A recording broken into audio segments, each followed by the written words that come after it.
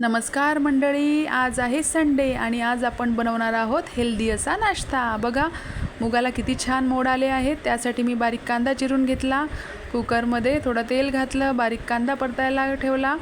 कांदा परतल्यानंतर त्यामध्ये थोडं जिरं घालायचं आहे आणि लसूण जिऱ्याची पेस्ट घालायची, छान असं परतवून घ्यायचं।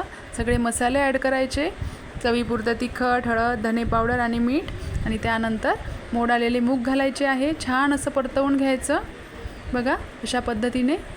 आणि आता यामध्ये शिजण्याकरिता 1 ग्लास पाणी घालायचं आहे आणि कुकरच्या 2 शिट्या काढून घ्यायच्या। मोड आलेल्या मुगामध्ये भरपूर प्रमाणात प्रोटीन्स असते, त्यामुळे हे आपल्या शरीराला खूप पोषक असतात आणि लहान मुलेसुद्धा आवडीने खातात। तुम्ही याप्रमाणे बनवून द्या मुलांना। बघा आपला हेल्दी असा नाश्ता तयार आहे। छान असं डेकोरेट करायचं कांदा, टोमॅटो आणि कोथिंबीर घालून।